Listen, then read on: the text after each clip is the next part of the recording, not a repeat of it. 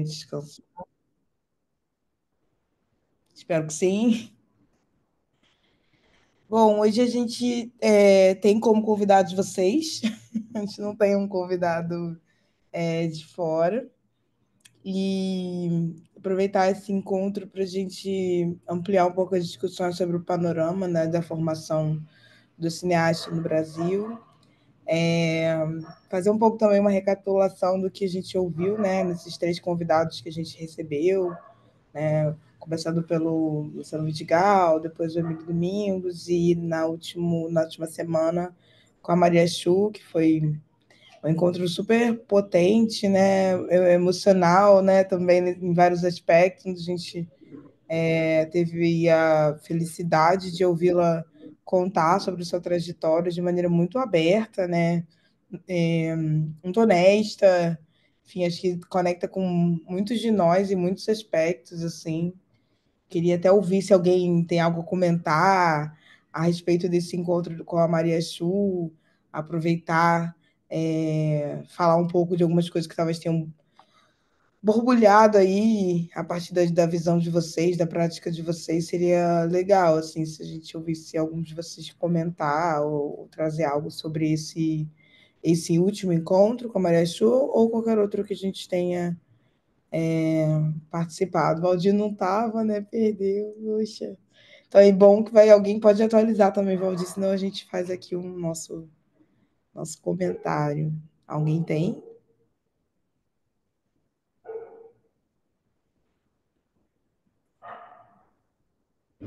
Não, vou falar aí um pouquinho, assim. Marechal tem uma trajetória até bem parecida com a minha, né? Eu fiquei assim, já conheci ela, o trabalho dela há bastante tempo. E pessoalmente também tenho prazer assim, de chamar de uma das minhas amigas de trajetória. E ela tem uma formação em pedagogia, né? Uma formação como professora.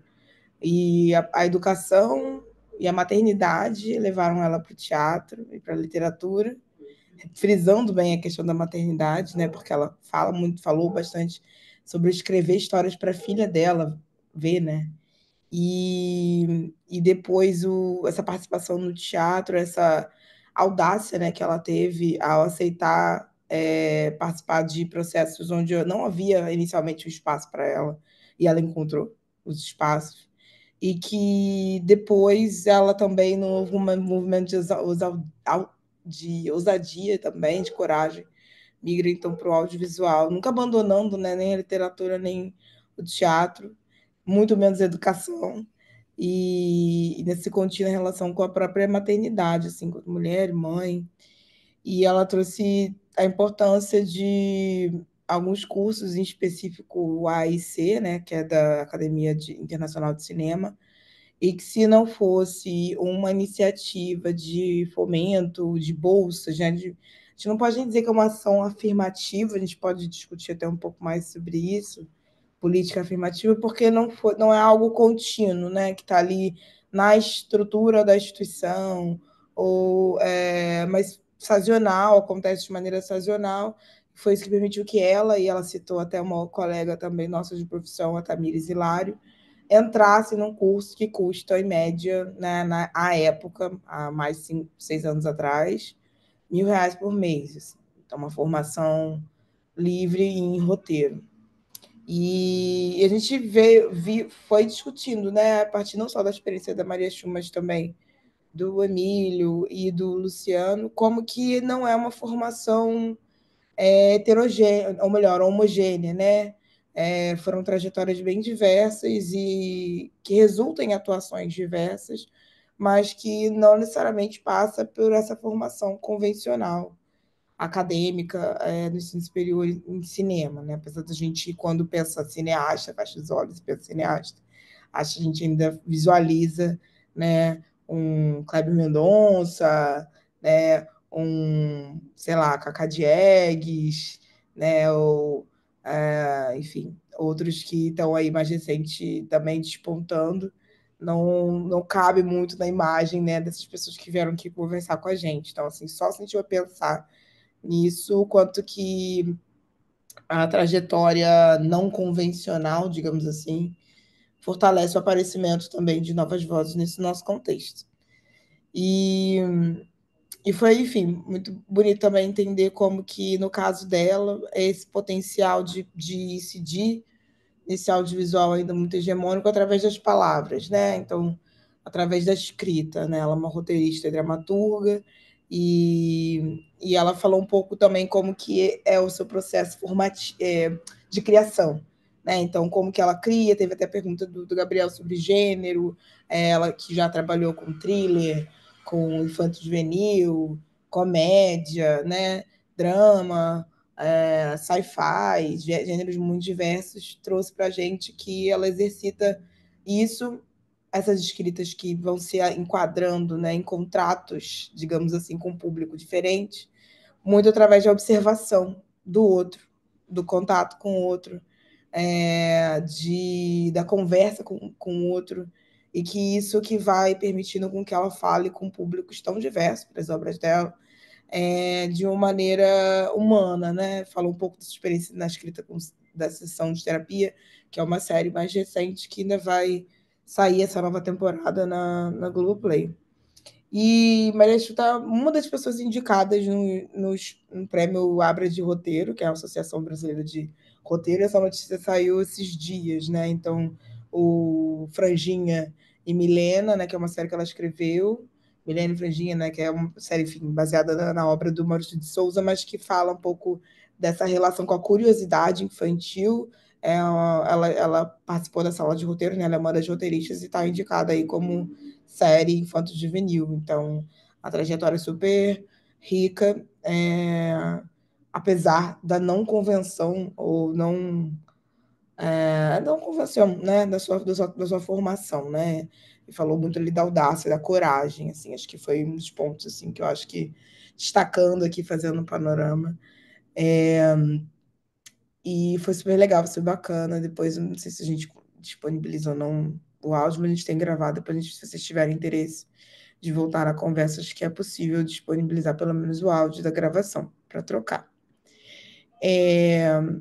Queria voltar um pouco, não sei se Jamile, só o Lico, o pessoal que estava aqui na aula anterior, quer acrescentar alguma coisa, destacar alguma coisa nisso que eu falei? Senão a gente segue. Diretamente, eu acho que você foi bem completa, né? Uhum. Principalmente quando comenta a formação, né? Tanto dos dois primeiros convidados e a dela, e, claro, nos leva, nos remete, né? A corpos pretos, pessoas que tiveram contato, sorte. Ela comentou que foi fazer a inscrição na SP e recebeu o dinheiro que ela ia pagar R$ 30 de volta e depois conseguiu a vaga, inclusive. Então, eu acho que só sublinhar mesmo, eu acho que tem a ver com o recorte, né, da tua pesquisa, como é a formação de cineastas pretas, pretos, e os três convidados até agora são pessoas também, de uma forma ou de outra, ou periféricas, ou que tiveram contato com o cinema, com o roteiro, de uma maneira não direta ou não linear, e sim conforme o vento batia, para onde dava, e foi assim. Mas isso, somente, mas você colocou bem as informações. Pois é,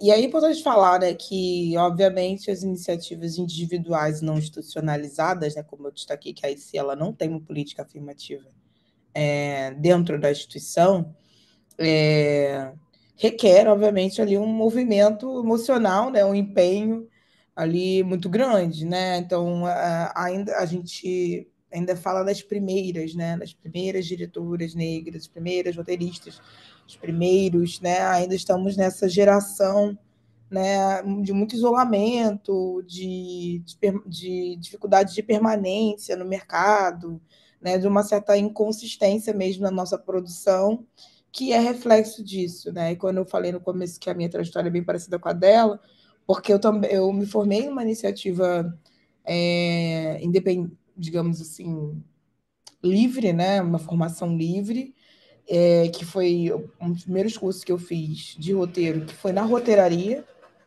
A roteiraria é uma escola que tem base em São Paulo, mas que atua também no Rio e online. E ela também tinha uma mensalidade na época que era em torno de R$ 1.200. Ou seja, é um valor bem elevado para um curso livre, né? Equivalente até algumas graduações ou cursos técnicos, né? Nessa área.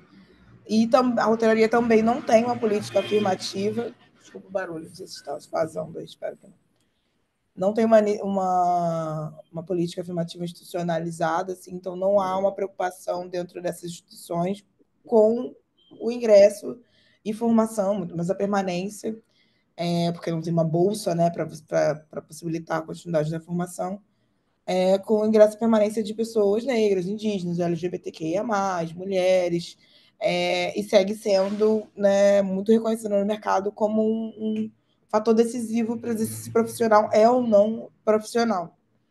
Inclusive para ter acesso a outras instituições, como se associar, associações de profissionais, né, como a própria PAN, a ABRA, né, que é a Associação de Roteiristas, você precisa ser profissional, né? Então, o reconhecimento da sua profissão vai se dar pela sua experiência e pela sua formação, né? Por essa combinação.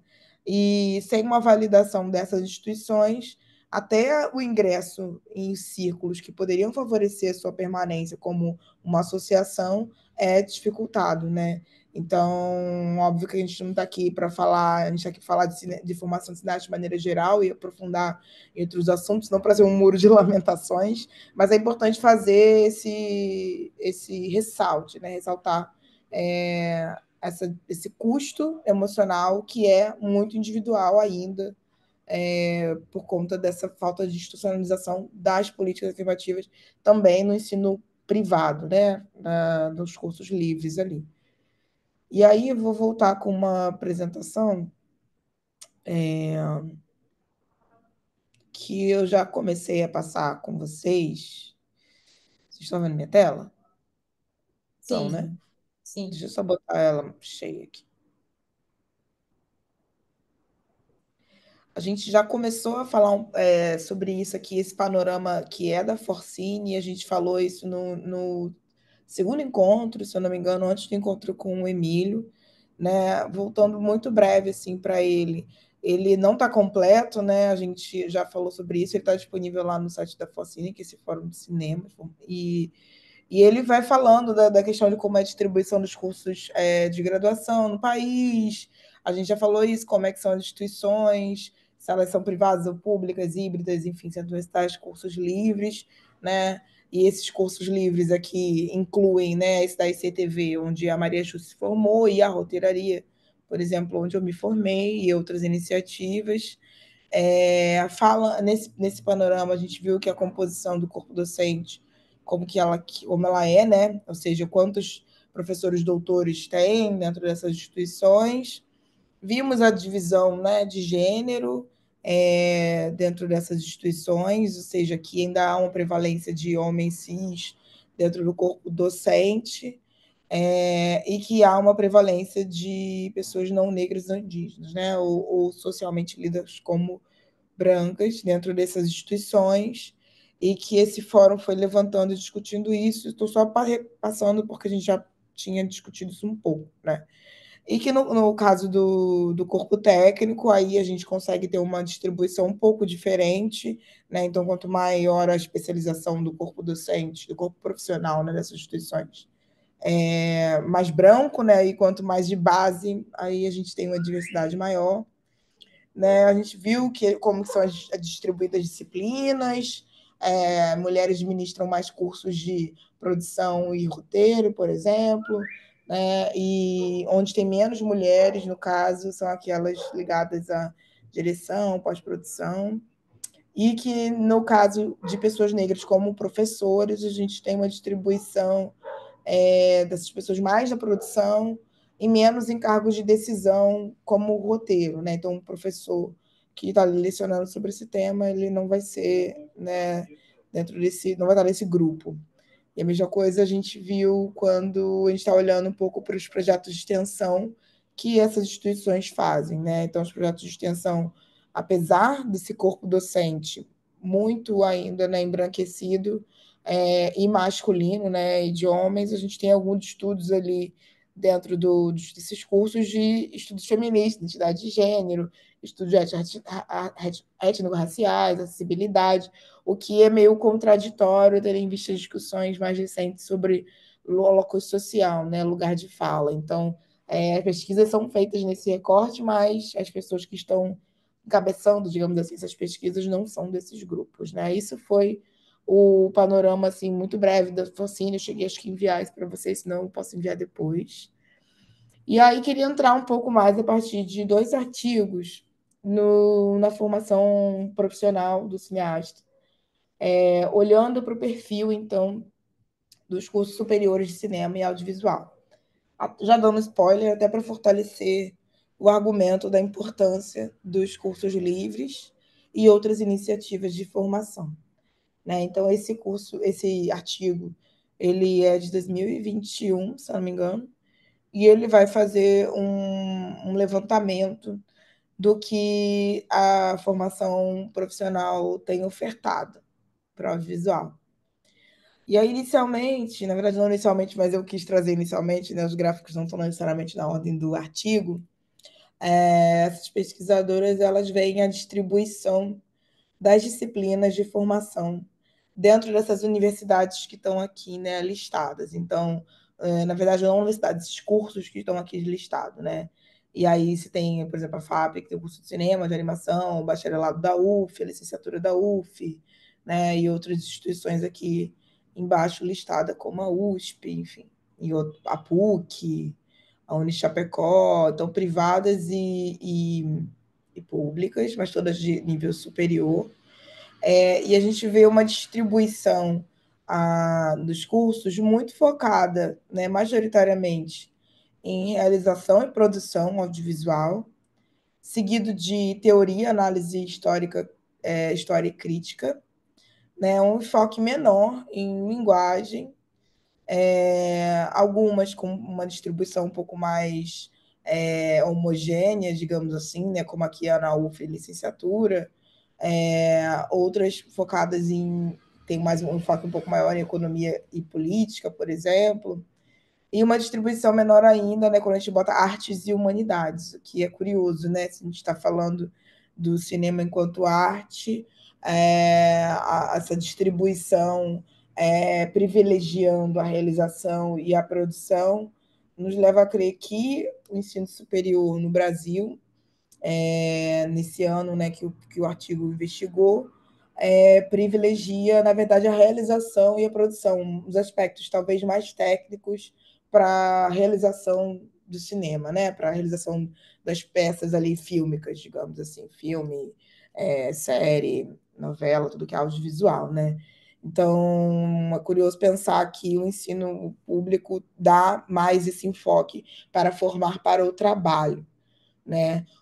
E que a teoria análise história e crítica talvez esteja privilegiada porque também, de alguma maneira, comparado aos outros, porque também se pensa muito no próprio ato de lecionar, né?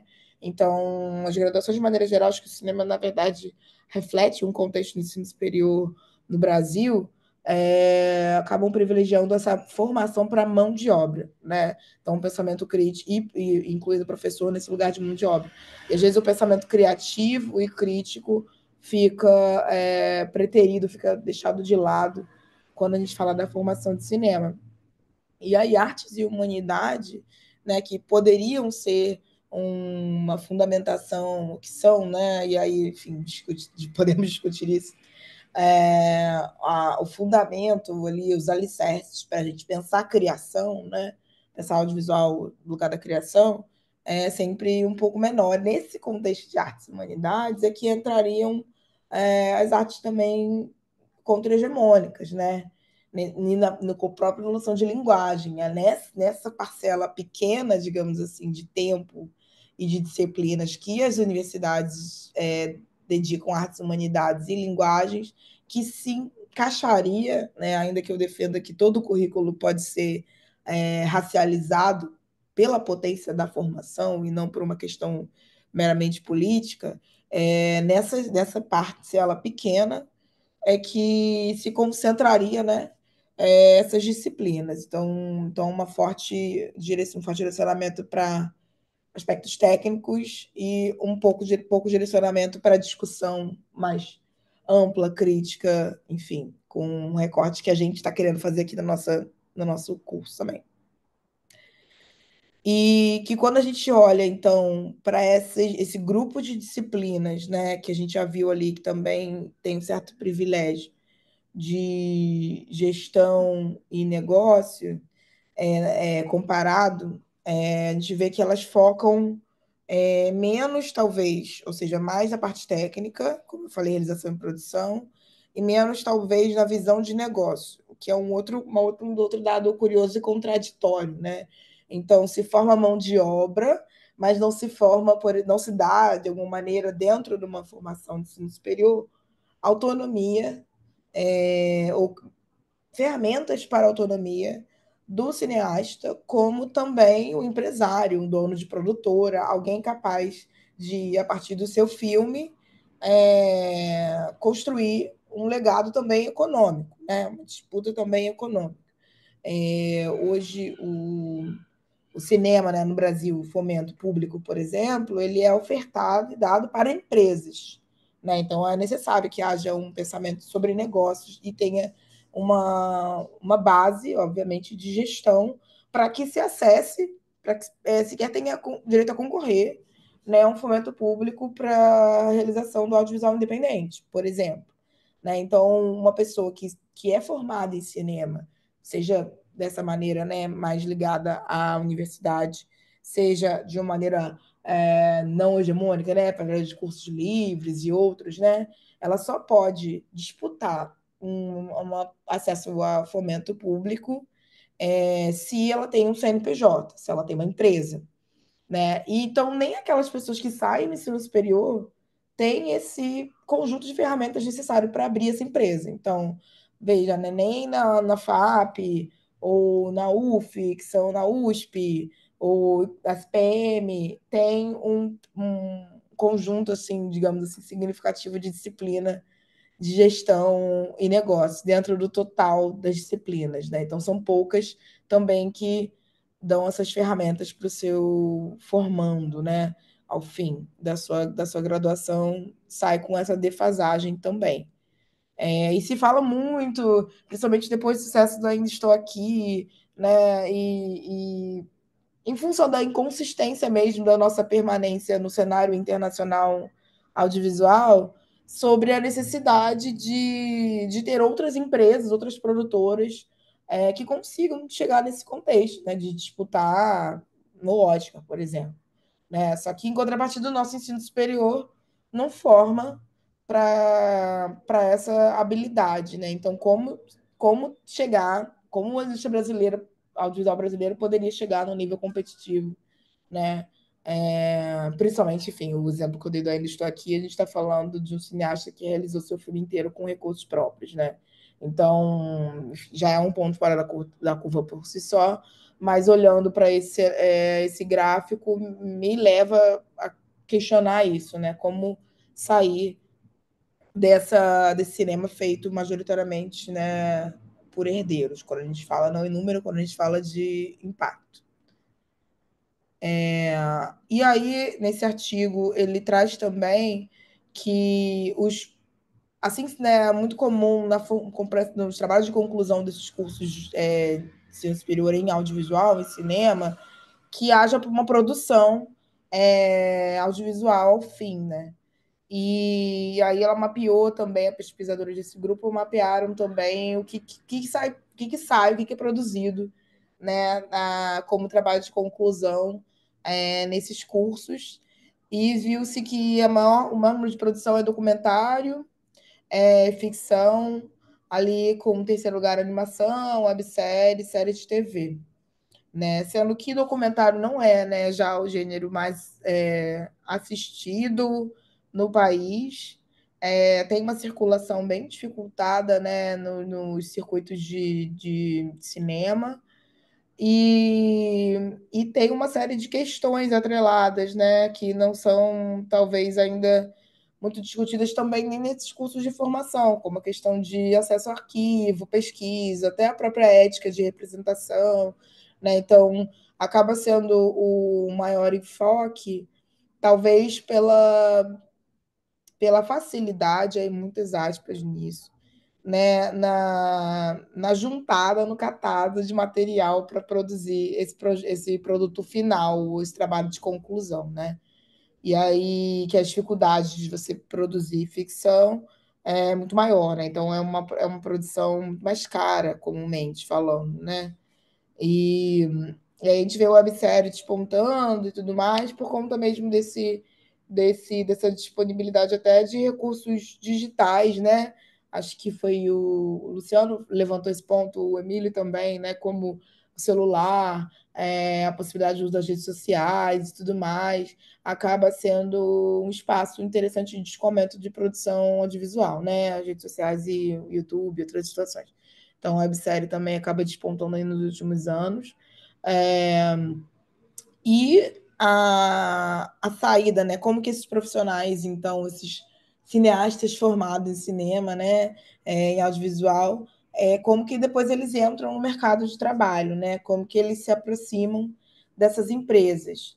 E aí algumas coisas foram citadas, por exemplo, como evento de roteiro, ou de direção, ou de fotografia, né? Então, festivais de cinema, de maneira geral, é o mais citado como uma forma de inserção profissional desses recém-graduandos, né? O segundo seria o próprio estágio, e as visitas técnicas, né? Que menos, talvez, seriam os projetos, ou seja, os projetos autorais, né? Esse lugar onde a gente coloca, de fato, a nossa voz, onde a gente coloca, de fato, as nossas ideias, onde a gente, de fato, começa a semente, né, do audiovisual, né, do cineasta, dessa realização. Então, a forma acaba sendo muito mais numa formação de networking, e aí isso acaba sendo um outro gargalo, né?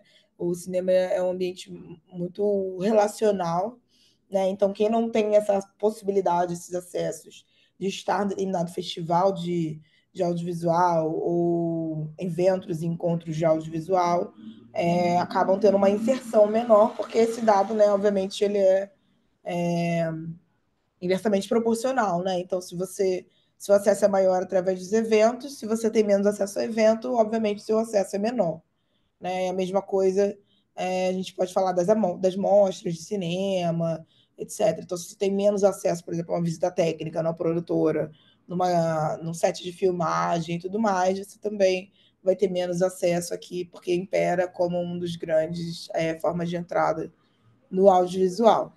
Então, acaba sendo um outro gargalo para a formação e inserção do cineasta no mercado brasileiro. E aí, a gente viu lá no primeiro gráfico, né, que como era o perfil de distribuição das disciplinas, e o que também destaco desse artigo é que das instituições que responderam ao formulário, a pesquisa, se eu não me engano, acho que eram 58 instituições, todas elas tinham um currículo antiquado, digamos assim, né? Um projeto político-pedagógico pouco atualizado, pouco atual. Esse artigo é de 2021, né? Então, uma boa parcela ali tinha tido a última atualização antes de 2010. Então, pelo menos 10 anos antes da pesquisa em si, né? Então, mais de 10 anos não atualizando. E com isso, não atualizando significa não se atualizando a lei da TV paga, não se atualizando a era dos streamings, não se atualizando a linguagem audiovisual que se atualiza assim com a tecnologia e com as mudanças sociais, né? E também com as pautas propostas pelos movimentos sociais. E aí isso nos leva a crer que, não atualizando, a gente também não entra discussões de gênero, não entra discussões de raça, que é um dos nossos objetivos aqui nessa conversa, né? E que todos se comprometiam em atualizar em 6 meses, em 1 ano, em 2 anos. E aqui eu estou falando não só das instituições públicas, né, que a gente sabe que tem um currículo muito mais engessado, porque são diversas instâncias, né?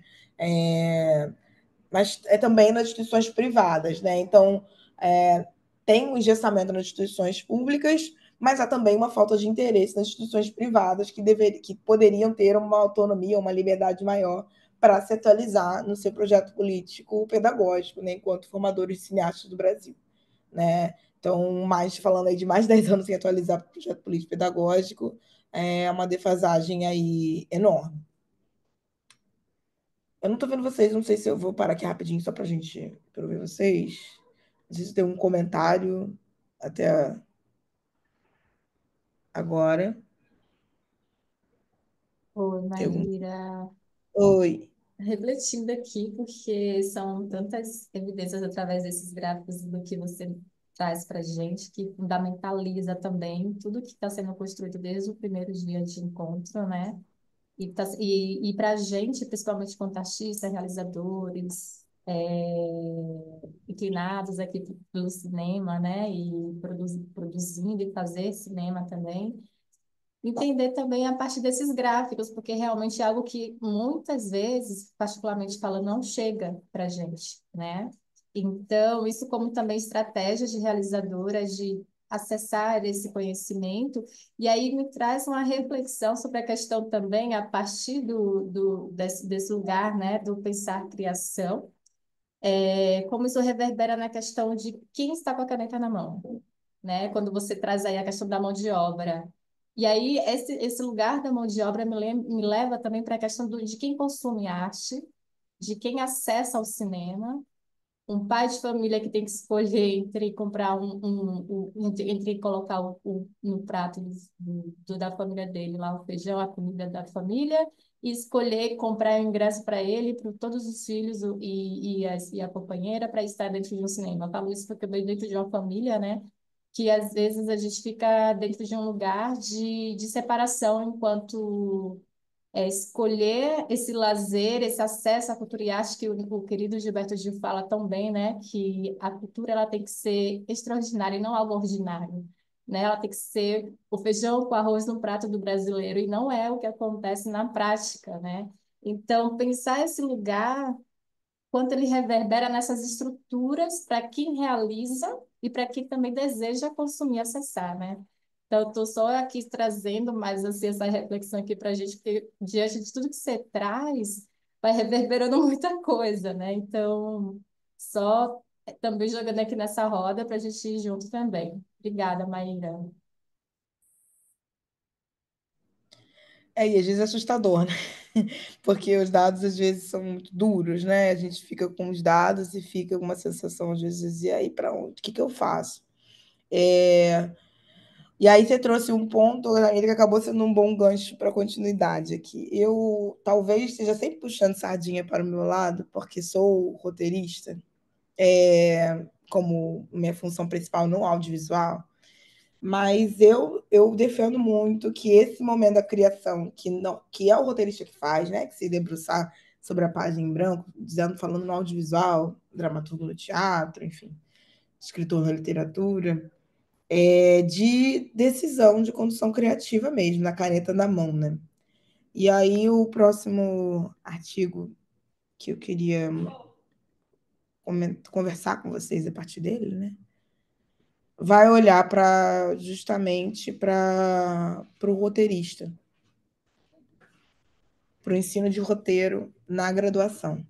Esse artigo também é de 2021, num grupo de pesquisa da Universidade Estadual de Goiás, né? Se trabalha um trabalho em andamento da Joanise Levi, e vai falar no ensino de roteiro na graduação em cinema e audiovisual, e fazendo, enfim, uma análise crítica sobre o currículo.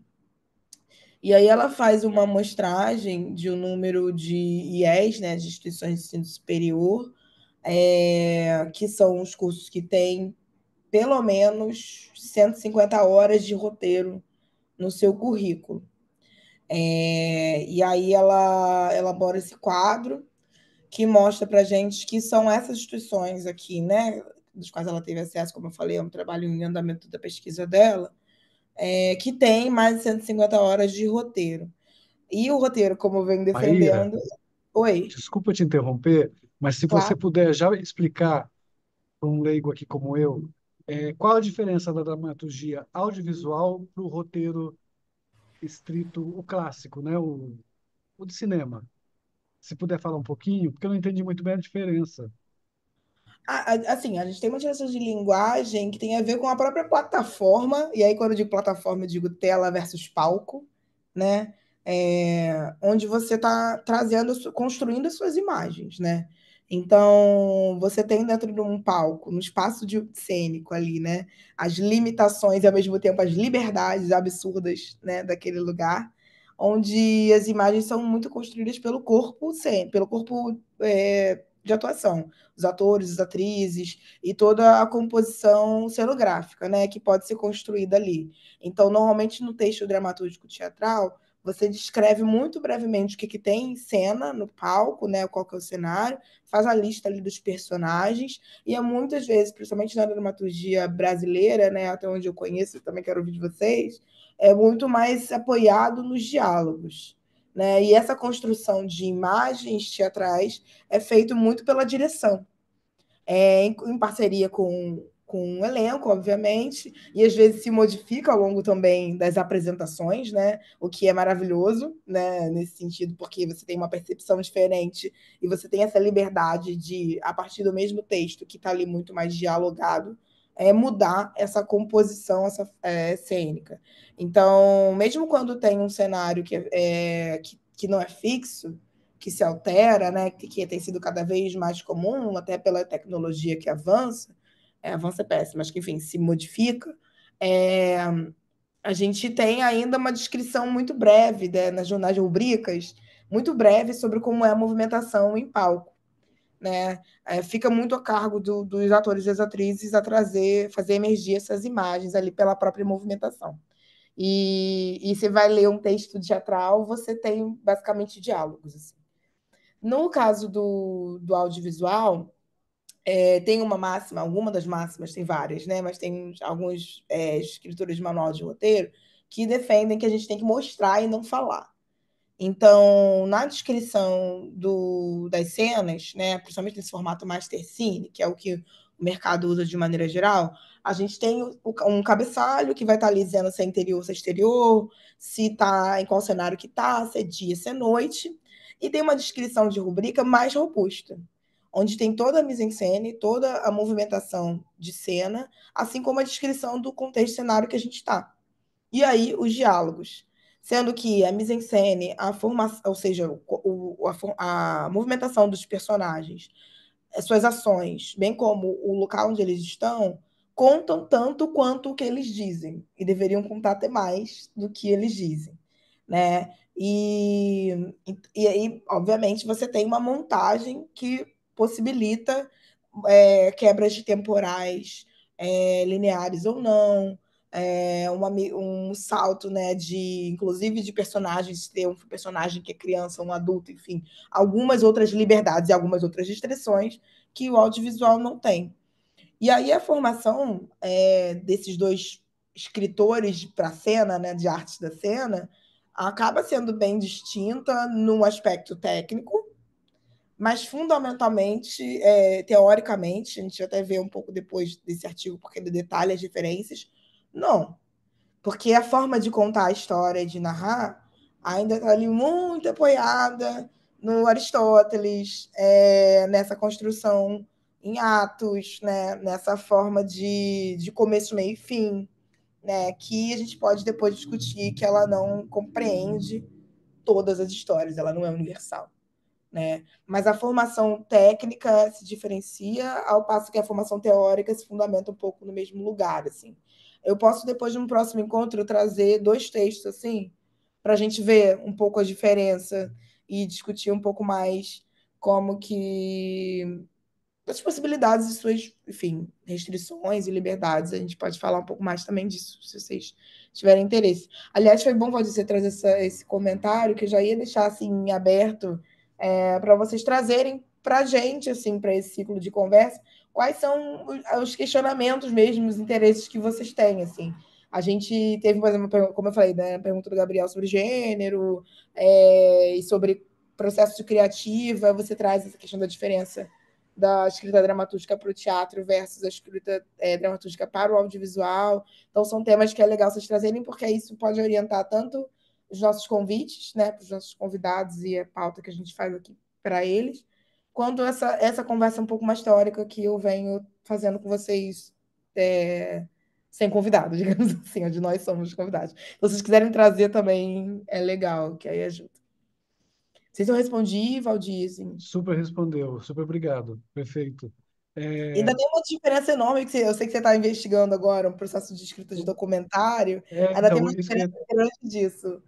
eu ia te falar, inclusive, se você depois, se a gente tiver um tempinho para falar dos tipos de roteiro para documentário, eu gostaria de te ouvir os demais aqui sobre isso também, sobre É essas legal. Você possibilidades. viu, né, que dos grandes projetos de conclusão, um grande número de projetos de conclusão é documentário, mas a escrita para documentário, né, a produção de documentário, totalmente diferente de ficção, totalmente diferente de websérie ou de conteúdos para internet.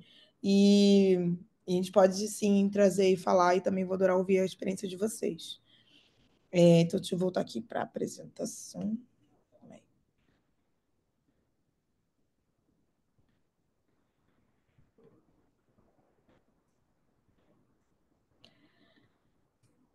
E aí, como eu estava falando, essa pesquisadora, esse grupo de pesquisa está olhando o ensino de roteiro na graduação. Né?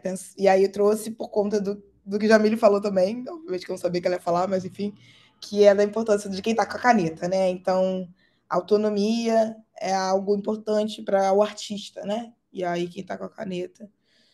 E ela avaliou esses cursos, né? Você vê que nem todos eles se chamam cinema, né? Tem o superior, o audiovisual, imagem, som, cinema, comunicação social barra cinema, e olhou para aqueles que têm 150 horas ou mais de ensino de roteiro. E aí viu que esses nomes, que são disciplinas obrigatórias e que esses nomes variam um pouco dentro da divisão ali dessas instituições, então, às vezes chamadas de dramaturgia audiovisual, 1, 2, 3 e 4, né? Ou introdução de roteiro, ou então escrita criativa, roteirização, o outro fala de introdução, roteiro para TV e novas mídias, um traz um outro nome, que é o argumento, né? Que argumento é essa escrita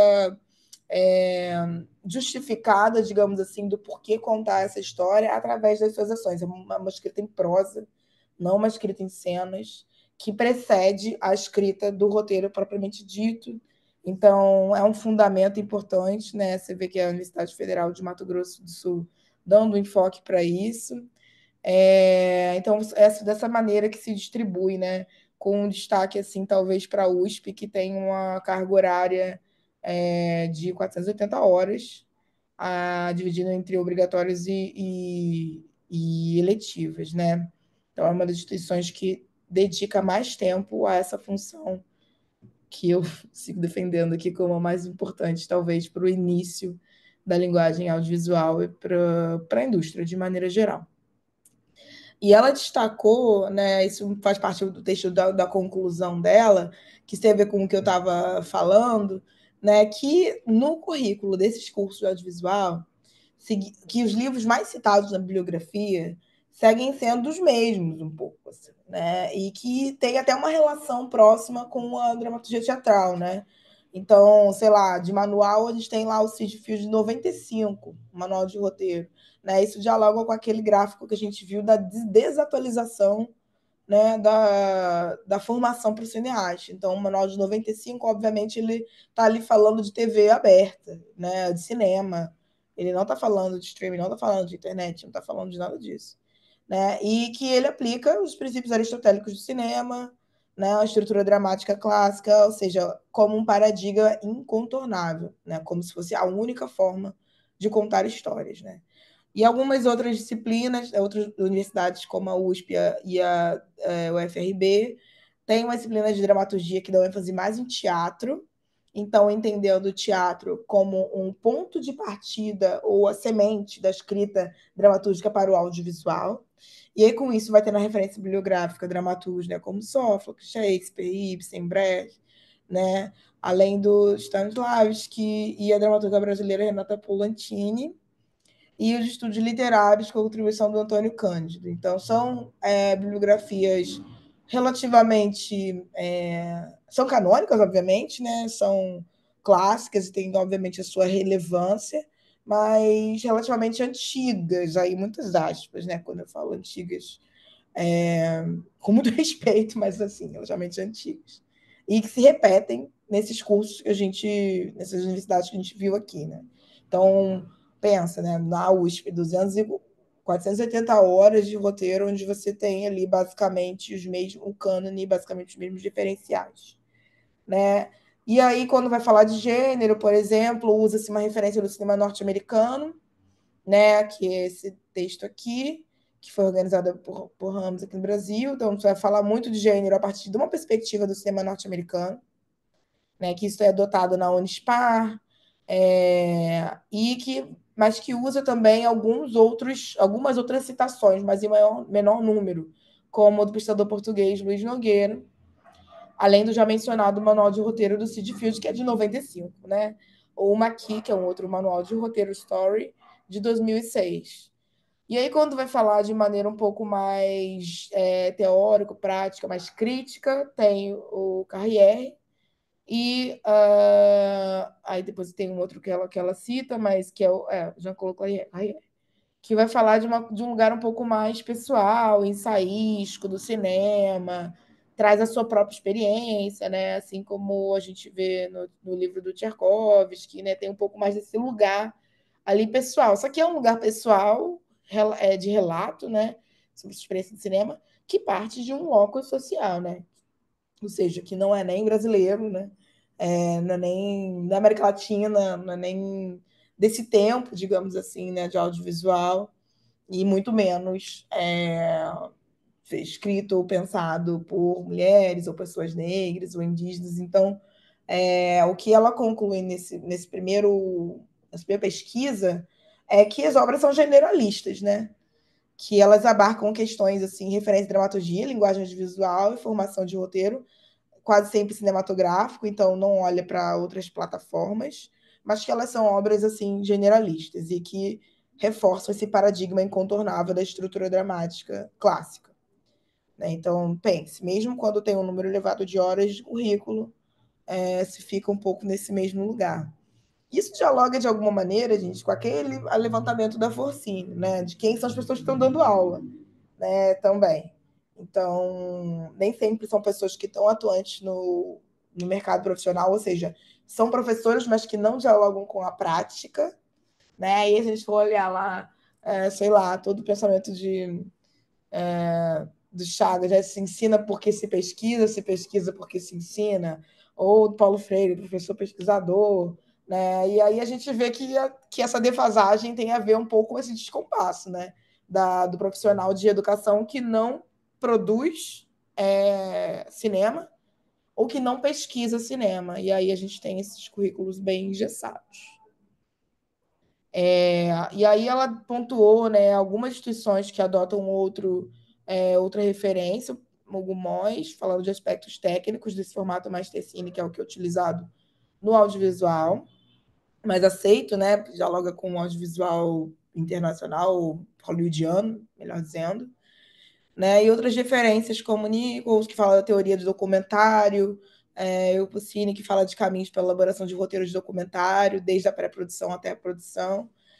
Então, vejam, né, tem um privilégio da escrita dramatúrgica ali pautada no cânone aristotélico, muito ligada, enraizada ao que se debateu e se discutiu sobre teatro, ficcional, e que, em menos medida, uma linguagem, né, para o documentário, seja para a elaboração de projetos, seja para o acompanhamento mesmo do projeto, da escrita até a pós-produção. Então, são poucas referências que são apresentadas aos graduandos, né? E aí ela vai fazendo uma discussão, né, que especialmente nesse momento em que a produção audiovisual se volta para as perspectivas minoritárias, essa palavra, obviamente, ela está falando de minoritárias em representação e não numérica, e não hegemônica, chama atenção o tópico diversidade e tolerância, a escrita da autoridade, da ementa de 3 disciplinas de roteiro da UFMS, e o tópico princípios éticos de tratamento da realidade do outro, em roteiro 3 da UFES. Né? Então, ela quis pontuar que pouquíssimas universidades, pouquíssimas IES, né, instituições de ensino superior, que tem roteiro na sua grade curricular, que tem mais que 150 horas de roteiro, que trazem dentro dessa etapa de formação questões da atualidade, mas enfim, que atravessam a nossa existência enquanto ser humano, né? Diversidade, alteridade, né? A realidade do outro, ética, né? Quando a gente está falando da realidade do outro, sobretudo quando a gente está falando de documentário, né? Que se propõe ali retratar o real, né? De alguma maneira, né? Que a gente sabe que é impossível retratar o real, sempre vai ser uma realidade, né? Que é aquilo que a gente consegue representar. Poucas estão pensando teoricamente sobre isso, provocando os seus formandos a pensarem sobre isso de maneira crítica. E aí traz também que processos de criação, também não é um privilégio, a gente já tinha visto naquele outro artigo, também não é algo que é pensado muito. Então, tem na bibliografia poucas citações, né? Tem essa aqui da Faiga Ostroyer, não sei se o nome está correto, que fala de criatividade, que criatividade não é um privilégio de artista, é uma potencialidade inerente ao ser humano, que ajuda a desconstruir justamente quem tem direito a escrever, quem tem direito a produzir audiovisual, né? Então, são poucos os cursos que vão ali trazer um arcabouço teórico que até deu um afago, digamos assim, para o seu corpo discente, de que sim, eles podem ser cineastas, né, ao fim dessa formação. E isso ela viu nesses 58 cursos que ela observou em atividade, sendo que todos eles, ou a grande maioria deles, está cadastrado enquanto arte, né? Então, imagina, poucas referências falando sobre criação, criatividade, e isso não se privilégio dos artistas, sendo que 50 e tantos, né, acho que 48, estão dentro do arcabouço teórico de arte. E aí isso é uma questão também importante para se pensar. Não sei se a gente tem algum comentário sobre esse artigo em si, em particular. Mas realmente é assustador, né, Maíra? Essa desatualização, né, dessa bibliografia, que eu imagino que deve ter tanta coisa bacana, né, que já poderia estar, né, sendo, né, distribuída, né, assim, orientada aqui para que os alunos, né, tenham um novo olhar que me parece tão rançoso, né? Nada contra os clássicos, acho que é um começo. Mas pensando no cinema, eu acho que tá defasado, né? O que eu queria te perguntar é que dentro desses cursos, e sendo tão abrangente a questão da dramaturgia dentro do cinema, há um espaço realmente para você entender e para ter uma prática do que é uma websérie, do que é uma série convencional, documentar. Tem esse espaço? Ou acaba sendo um tempo muito curto? Não, é muito curto, assim, é porque eu não trouxe um artigo para discutir sobre isso, vou falar um pouco das experiências e relatos que eu escuto, né? Mas existem formações de ensino superior que não tem sequer, né, a disciplina roteiro dividido. Então, às vezes é uma disciplina chamada roteiro, e dentro dela vai ter tudo, documentário, não só formato, né? Mas gênero, aí pensa, a gente está desde do entendimento do que é a ideia, da criação, da criatividade, essas discussões, e ainda tendo que abranger os aspectos técnicos, né? Das diferenças entre cada uma dessas abordagens. Então, se é um curta-metragem, se é um longa-metragem, se é ficcional, se é documental, se é experimental, né? Então, imagina, se tem uma disciplina de roteiro, né, como a gente vai ver, sei lá, em algumas faculdades particulares, sobretudo, né, Estácio Lisboa, Estácio, apesar de ser um curso mega procurado, cursos mega procurados e caros, né, devemos dizer, né, a gente tem uma formação ali que vai ser, sei lá, 60 horas, né, uma disciplina pequena, que é bem menos do que um curso livre, então não é incomum que o cineasta saia do ensino superior sem conhecimento nenhum sobre estruturação de projeto, de ideação. Você nunca ter usado um software, por exemplo, de roteiro, né, que facilita a escrita, é bem comum, na verdade, não abrange. Ainda que tenha uma noção generalista de tudo, da fotografia, do som, né, dos efeitos especiais, da pós-produção, da pré-produção, das etapas da cadeia, né? Então, realmente, não há uma formação que privilegie esse primeiro espaço. Assim. E aí, por isso, eu acho que, não por isso, mas é uma das, não somente por isso, mas por isso também, que é importante a gente olhar para outros processos formativos, né? E a gente fez esse panorama aqui de audiovisual de ensino superior, né? E juntando esses artigos e o panorama da Forcine, a gente vê que teve um aumento de oferta de curso, então a gente passou nos últimos, sei lá, 2016 e 2020, certamente esse número aumentou de 87 para 184. Tinha um outro artigo que falava que era, enfim, mais que 200. Tem algumas instituições que se destacam, né?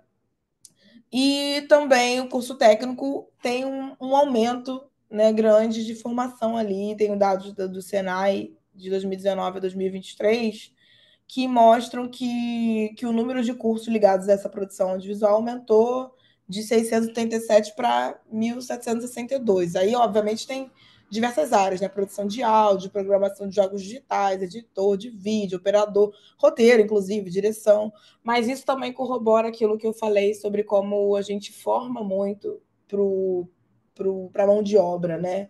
A gente forma menos com menos profundidade para o pensamento criativo. E isso meio que reforça o que eu estava falando aqui.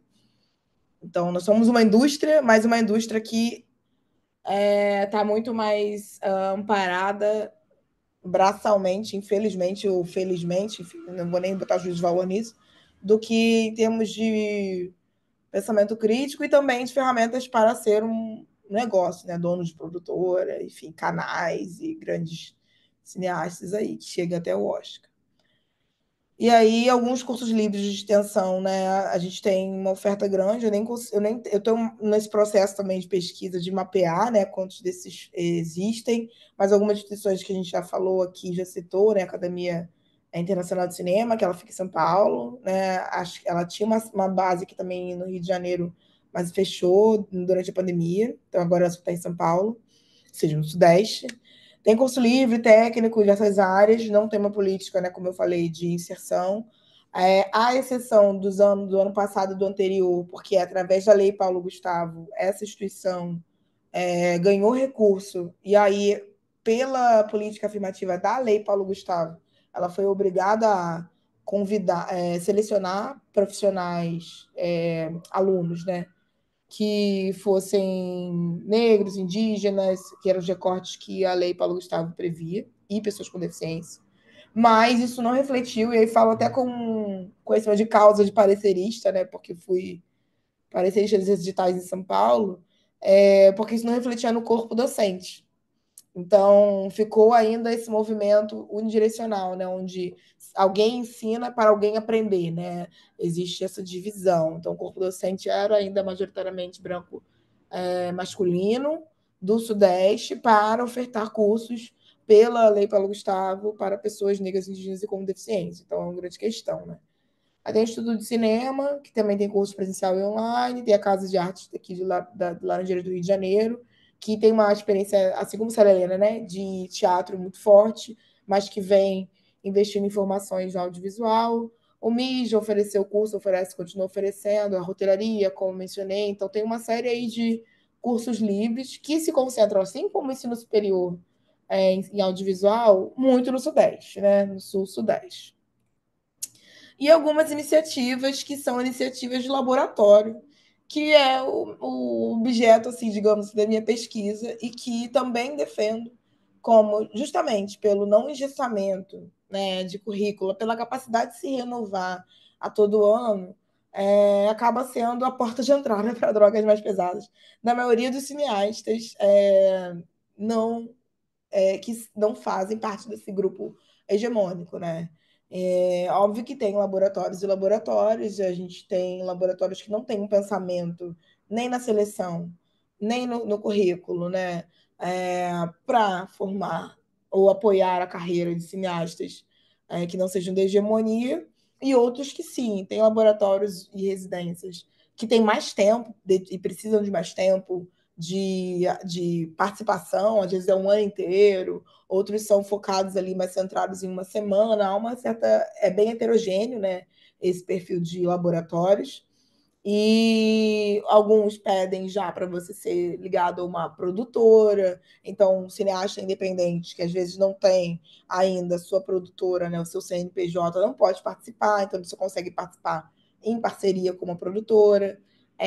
A proposta, acaba sendo um funil, mas ao mesmo tempo diz para a gente como que o cinema é feito, né? O cinema não é feito sozinho, então é necessário mesmo essa ligação com uma outra instância, né, que é a produtora, e laboratórios de imersão, enfim, como residência e tudo mais. E aí vou destacando assim, alguns que ainda têm uma longevidade atuante, tem, por exemplo, o BR Lab, que é uma plataforma de formação que vai unir o roteirista com o diretor-produtor. Ele seleciona projetos que estão em desenvolvimento e produção. É muito pela carreira e pelo projeto, então é a ideia, mas também é a sua carreira. Abre anualmente, acontece em caráter de imersão, oferece um apoio financeiro para o cineasta participar. Então, Brasil inteiro, e na verdade é Iberoamérica, né, Latina, pode participar. Então, são workshops simultâneos com profissionais e tem algumas premiações ali, né, envolvidas. Tem o Labcena 15, é o Porto de Iracema das Artes, no Ceará, que é para o desenvolvimento de roteiro de longa-metragem e série de ficção. Ele também vai pegar do argumento até a primeira versão do roteiro. O foco é na dramaturgia clássica e tem agenda mensal de tutoria. Então, são 7 meses, pelo menos, ali de uma formação continuada. O Frapa Lab, que é um festival de roteiro que acontece no sul do país, em Porto Alegre, mas que tem o seu laboratório para desenvolvimento de longa-metragem de ficção e também série de ficção, e tem atividade coletiva, de formação, consultoria.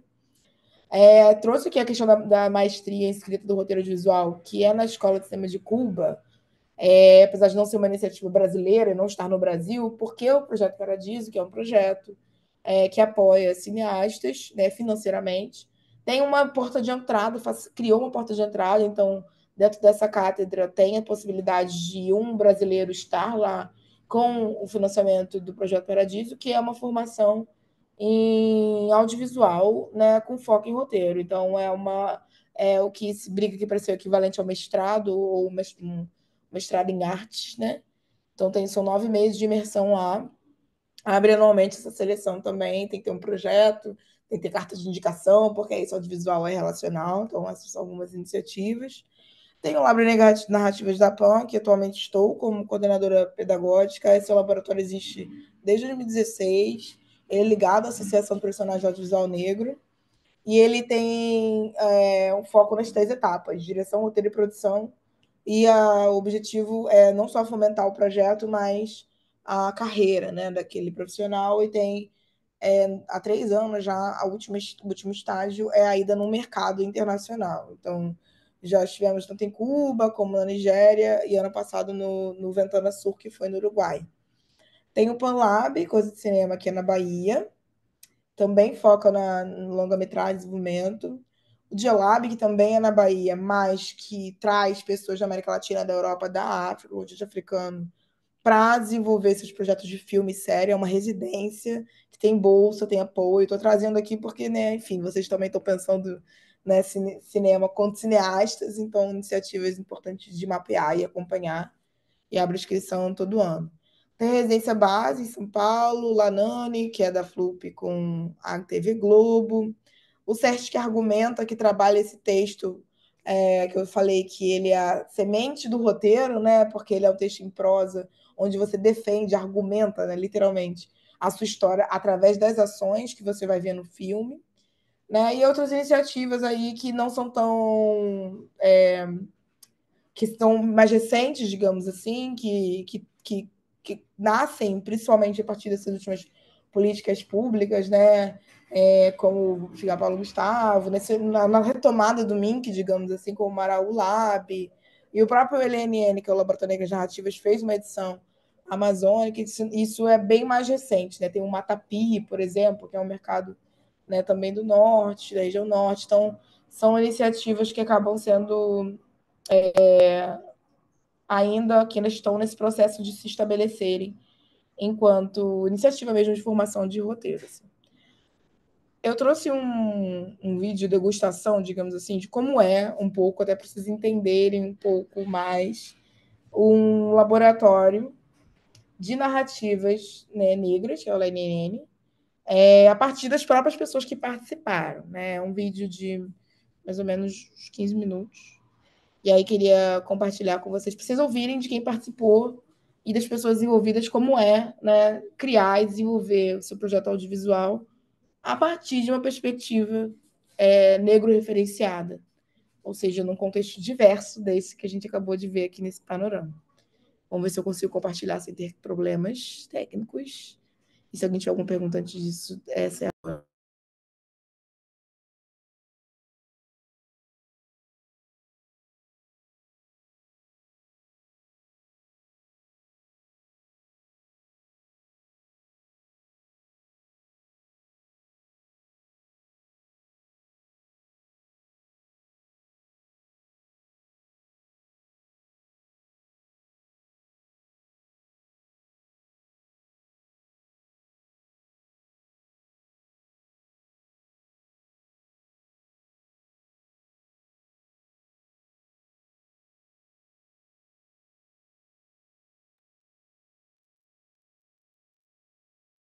Vocês estão vendo minha tela, né?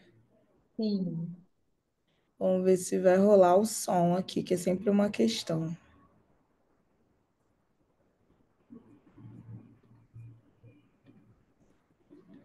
Mas só um minuto.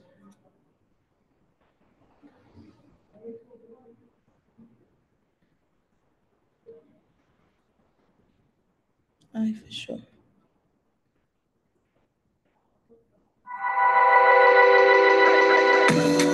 Tá escutando?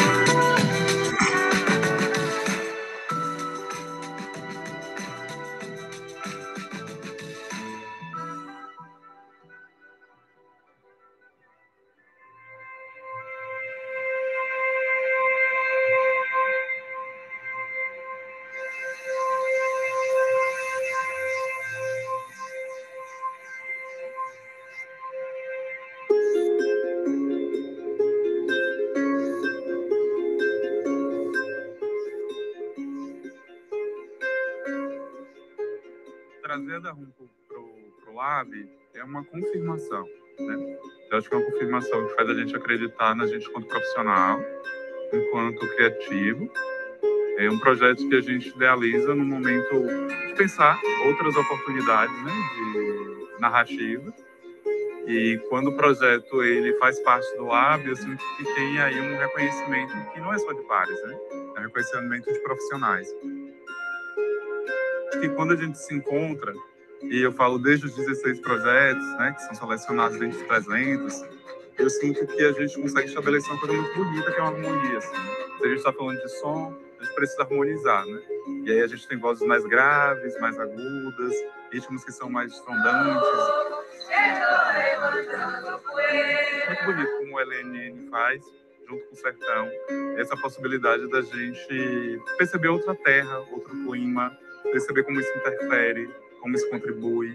E eu acho que a gente precisa retornar a práticas que sejam laborais, mas que sejam artesanais, que sejam de outro campo, eu acho, do fazer, né?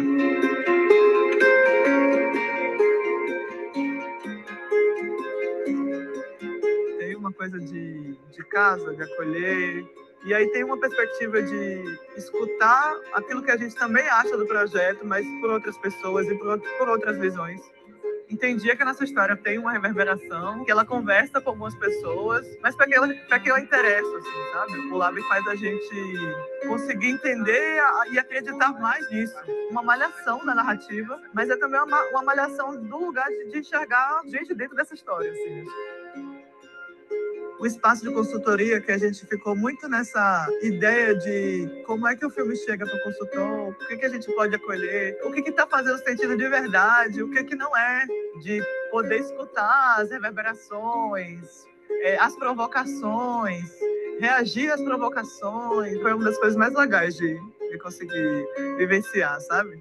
A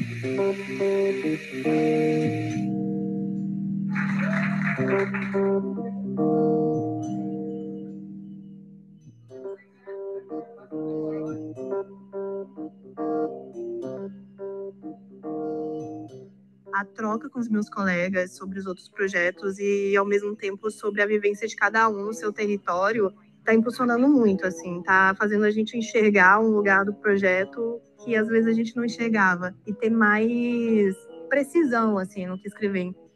O que a gente está comendo, o que a gente está se movimentando com o corpo, o que a gente está trocando com os monitores, com a diretoria, com os outros colegas. E está sendo muito importante estar tendo acesso a essas pessoas e ao que essas pessoas trazem, porque é um conteúdo que a gente não encontra numa escola de roteiro. E eu falo a gente, pessoas negras, pessoas indígenas, pessoas negro-indígenas. Por isso o anseio de estar aqui, assim, para acessar essa narrativa, para acessar esse lugar, assim, para evoluir como roteirista, mas num lugar diferente do que está nas escolas, dessa narrativa tradicional, dessa narrativa colonial, né? Para mim é muito óbvio que hoje o que está em jogo é se a gente vai continuar no mundo, e aqui eu estou falando de planeta mesmo, no mundo dominado por regras coloniais, ou se a gente vai realmente partir para um mundo em que aceite diferentes polaridades, um mundo multipolar, um mundo em que diferentes perspectivas são aceitas na mesa e não se sobrepõem umas às outras, e não há fome da competição. O corpo tem um papel muito mais importante do que o pensamento. A gente pensa muito a história como algo que você pensa, em algum momento ela sai. Então o encontro, a gente não nota isso no dia a dia. Presença física e a fisicalidade tem um papel importantíssimo no ato de contar a história. Tudo isso eu acho que tem me ajudado também a confiar nos encontros. E aqui a gente está dentro de um outro estado, um estado de pisar na terra, de dançar, de brincar, né? E agora eu tenho essa memória de corpo desse exercício, desse audiovisual, desse lugar do lúdico.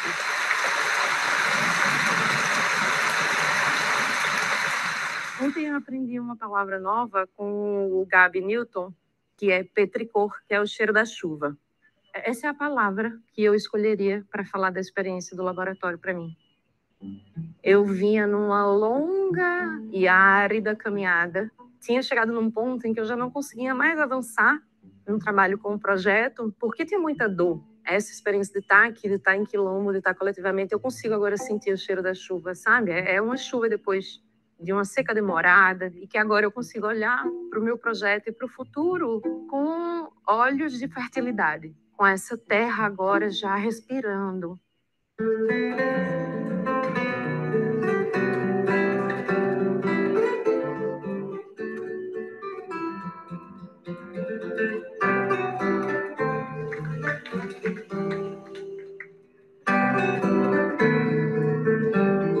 Assim, eu acho que uma coisa que eu fiquei com uma expectativa muito grande de entender do Laboratório Negras Narrativas, que era a relação do acolhimento, assim. E aqui ela não só é usada, como ela é praticada. Eu consegui enxergar que é uma coisa real, é uma vivência muito intensa no projeto, é uma vivência que você se sente num lugar seguro. Então, acho que a partir dessa perspectiva de trocar a palavra trabalho para um projeto, começa aí uma vontade que o laboratório me deu de repensar os espaços de violência dentro do audiovisual, como um set de cinema, como set de gravação, a partir dessas palavras de acolhimento e dessas ações de acolhimento.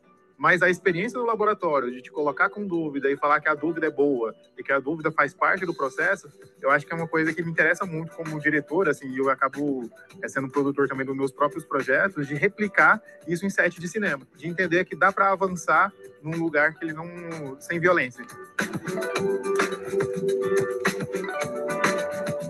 Esse encontro presencial e muitas trocas é também entender as relações de cada território e como a gente se apoia na humanidade, né? Vendo que a minha segurança não é só minha e que a minha força também não é só minha. É um lugar coletivo e a gente se sentiu muito bem-vindo, conectado, integrado e uma extensão, né? Daqui, do agora, enfim. Esse sentimento que eu senti tendo entrado e o projeto ainda mais forte, inclusive por saber das incertezas, assim, sabe? De tipo, olha, isso daqui pode ser fortalecido e isso daqui vai sair ainda mais forte. E eu sinto que o projeto reverbera nesse sentido, se fortalece e amplia o horizonte, assim, sabe? do que essa narrativa faz e também sentir como as pessoas se encantam com a minha história. E caramba, as pessoas querem escutar essa história está sendo desejada.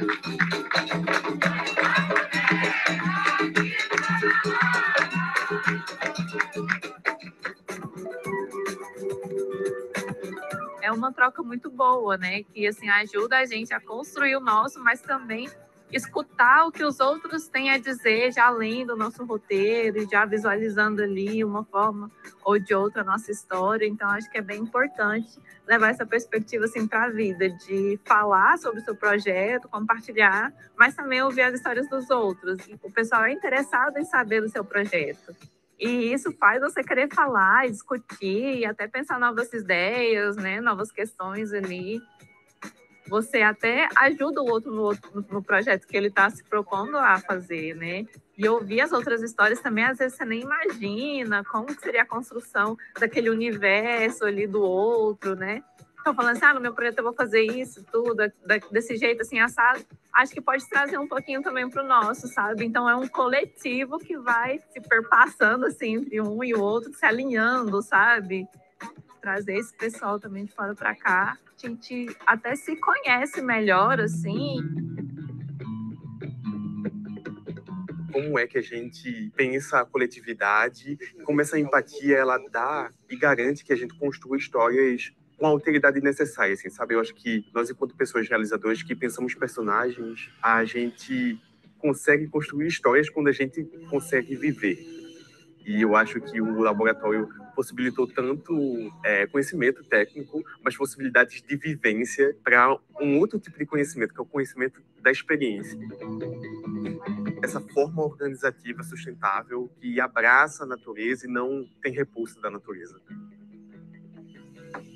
O laboratório mudou a perspectiva porque me deu possibilidades, enquanto pessoa, de olhar para mim mesmo e ver, enfim, as escuridões que me cercam. Modifiquei a maneira como eu lido com os personagens e o processo criativo de elaboração dos personagens.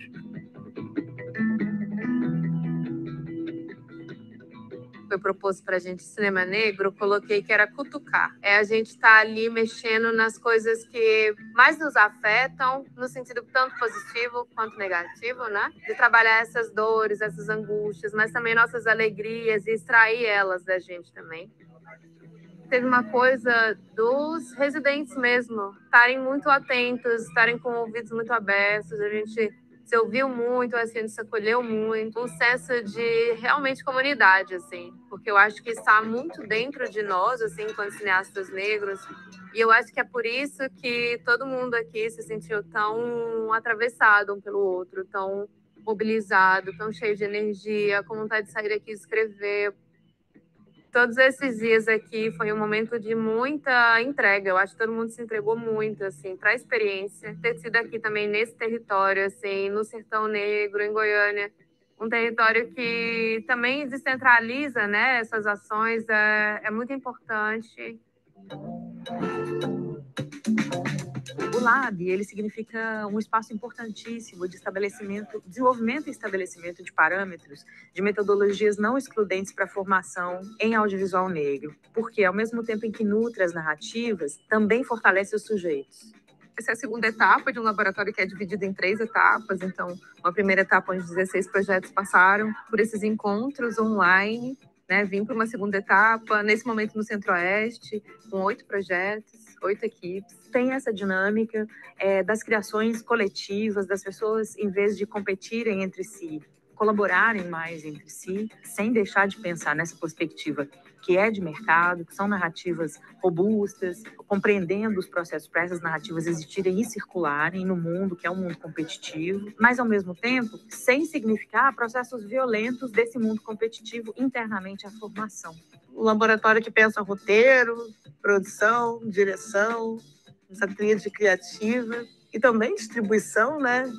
Pensamento negro nas artes. Desde ali, o fortalecimento subjetivo que vem de um acompanhamento psicológico, de um tarô, de uma roda de conversa, de um exercício mais focado no corpo que na mente, pisarem no chão, sentirem outras coisas para poderem criar.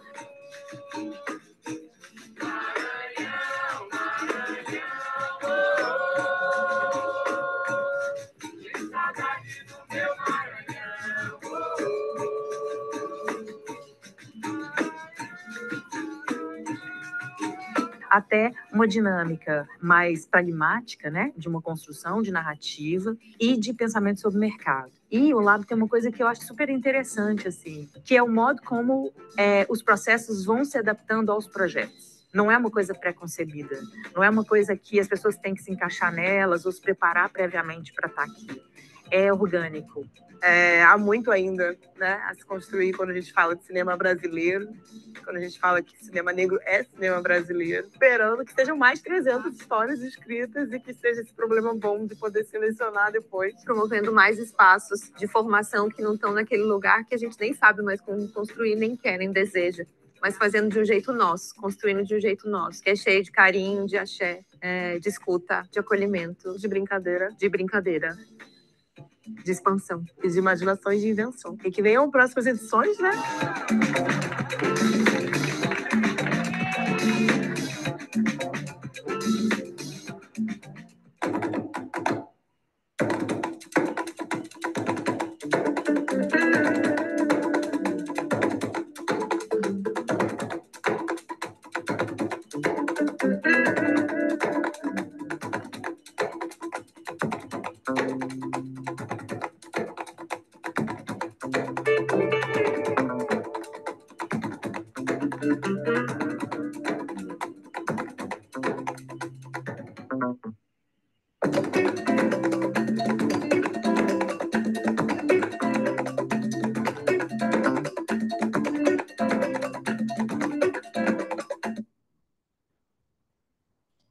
Uau! Gente, estão me ouvindo então, né? Sim! Então, esse foi a edição do ano passado do LNE, que eu queria trazer para vocês, que mais do que falar sobre processos, né, não hegemônicos, acho importante mostrar um pouco um exemplo disso. É um objeto de pesquisa também, né? Vitória está aqui, conhece bem o trabalho da APAM. O Gabriel não está aqui, mas ele estava aqui nos últimos encontros, ele faz parte, né, desse ciclo, apareceu no vídeo, foi participante da última edição. E essa edição aconteceu num espaço em Goiânia, que é o Sertão Negro, que é um espaço de formação, residência de artistas visuais. Então, uma aproximação também do cinema com arte visual, arte plástica visual, né? E que é trabalho enfim, de um mestre assim maravilhoso, que abriu, acolheu a gente lá. Eu tô aqui olhando porque eu estava querendo pegar o livro rapidamente para mostrar para vocês. Que é o Dalton de Paula, que é esse artista visual. Você deve ter visto, porque ele já fez várias capas de livros, enfim, da literatura negra brasileira. Dalton de Paula, escritor de almas. E ele tem esse espaço lá que pensa a autonomia do artista visual. Então, eles vão arrendando, literalmente, terra para ir multiplicando o espaço da residência. Junto com a Cissa, que é a esposa dele, mas também pesquisadora de cinema. Enfim, queria mais trazer para vocês conhecerem essa iniciativa. Vocês têm um comentário? A gente tem mais uns minutinhos aqui. Fiquem à vontade. Muito rápido, Maíra, eu vou falar por conta do horário, mas assim, muito grata por essa partilha. É muito gostoso trabalhar em um lugar onde você também aprende tanto. E para mim é a personificação da palavra Ubuntu. Só para resumir o que é esse ensino decolonial que eu vejo, essa experiência, essa vivência de todos vocês. Mas incrível, incrível, incrível. Obrigada.